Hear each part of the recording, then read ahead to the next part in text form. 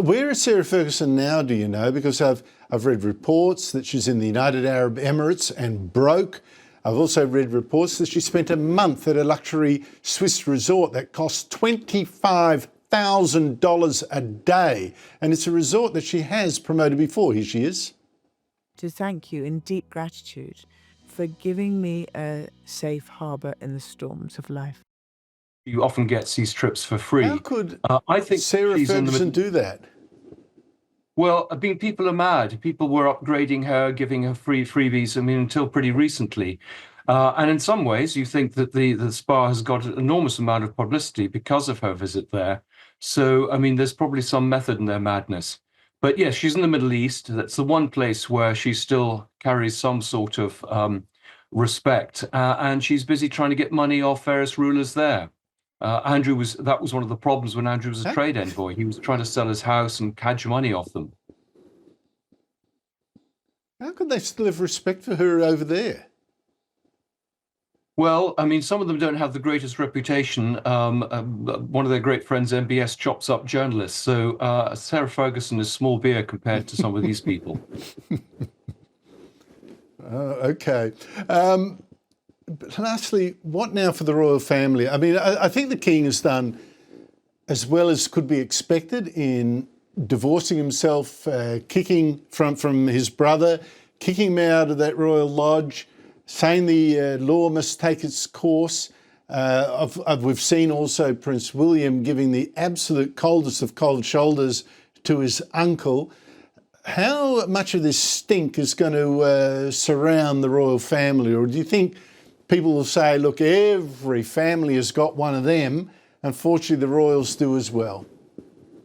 Well, I think the problem for the royal family is that they've known about the Andrew problem for years. They actually shut it down. I mean, people were complaining to the palace about Andrew's behaviour. I mean, former heads of the Foreign Office, intelligence officers bringing them details of bribes, etc. And they did nothing. They tried to close the story down. There were legal threats, denials.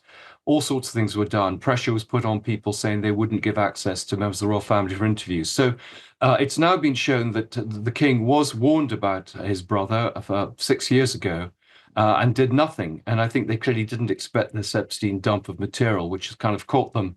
But I think there are increasing calls that Charles is compromised by this scandal, that the only way out is for him to abdicate and to pass it on to William, who is so far been seen to be completely clean and has been pushing for Andrew to be dealt with for years.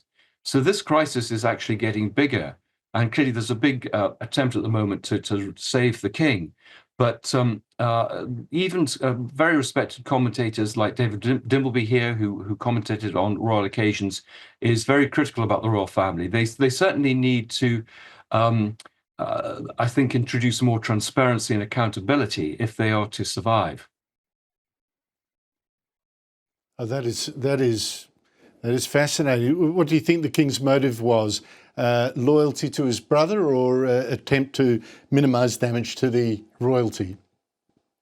I think it was the latter. I mean, there have been lots and lots of scandals which have been hidden over the years and never come out, and that seems to be their preferred way of operating. If they can shut something down, then that's what they'll do. But unfortunately, they've been caught out because of these Epstein leaks.